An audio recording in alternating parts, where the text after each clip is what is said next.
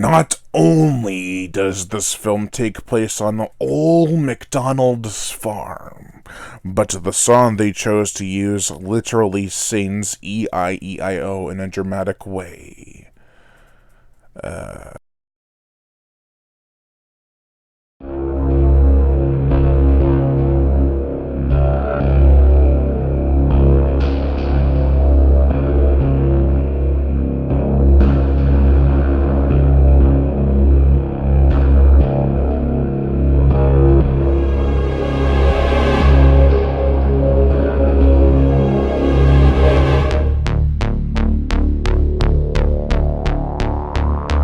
Slash with a gold cover instead of red. This is the 2003 horror drama that is a character-driven story about as much as it is about a struggling band. Also, this movie originally came out in 2002, but it was not released in the US until 2003. But before we get into it, make sure to like, comment on, as well as share this video. Like my Facebook fan page and support me on Patreon. Even $1 a month will help keep this channel going on strong, and I'd greatly appreciate it. Also hit that notification bell, and as always, subscribe. Alright, let's get into this.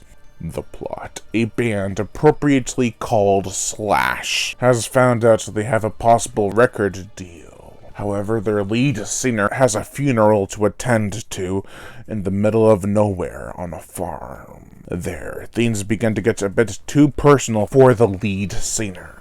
Is he following the steps of his good old grandfather, who has a dark secret, or is he up to something else? This started off almost insufferable. The characters were loud, obnoxious, and rude. Not one of them was likable. However, as the film continued on, I guess they kind of grew on me. It definitely has a rough start. For starters, it feels like the creators of this film heard the song that's in this movie and built the whole film around it. Literally, it's the perfect song for this movie. Perhaps too perfect. I can see why this movie is loved by B-movie goers such as myself. It definitely has some cool stuff about it. For one, the cinematography, atmosphere, and colorization are phenomenal. The fog machine is used just enough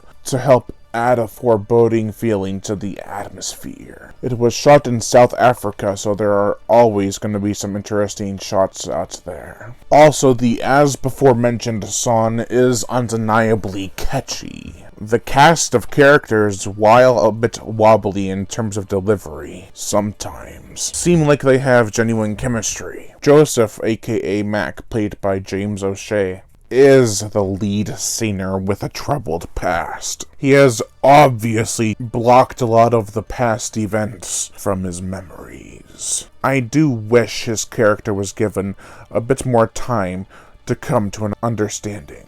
Susie, played by Zuleika Robinson, is the love interest. She's a bit short-tempered, but then again, so is half the group.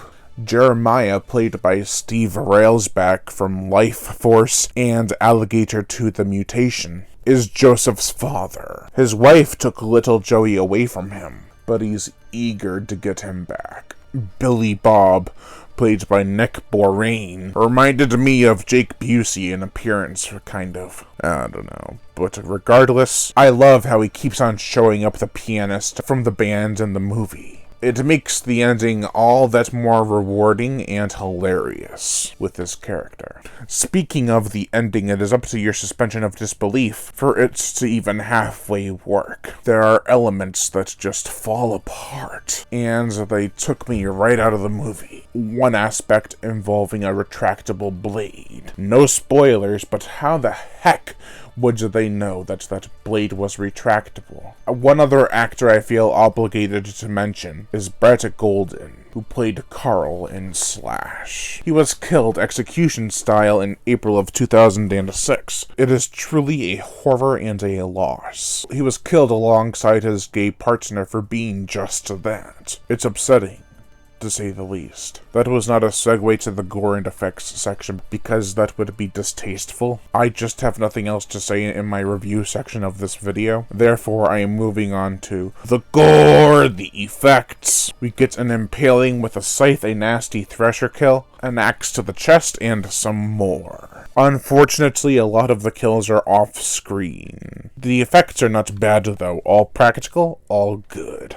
As for the Scarecrow, he looks great. I love the mask, it has a leather quality to it. It is misshapen and disturbing. The motion picture soundtrack, I've already gushed about the song. It's called I Don't Live There Anymore, and surprisingly, the original artist, Niemand, was actually singing about the coming of Christ. Go figure. The rest of the soundtrack is meh.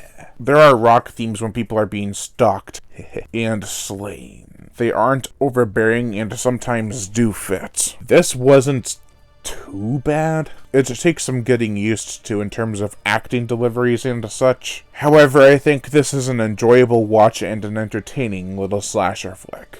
It has some good atmosphere, lighting, a couple of good kills, and a pretty solid soundtrack. While there could have been some more gore, a bigger body count, and a couple of retakes with the actors and actresses, I still recommend this one. If you're into cheesy horror movies where the characters have to grow on you, kind of like Crocodile in reverse, some decent drama, and a cool Scarecrow, I'd say check it out. Overall, I give / a 2.5 out of 5. Thank you all for watching, and I am Brian Gatto, the horror show host. Make sure to like, comment on, as well as share this video. Like my Facebook fan page and support me on Patreon. Even $1 a month will help keep this channel going on strong, and I'd greatly appreciate it. Also hit that notification bell, and as always, subscribe.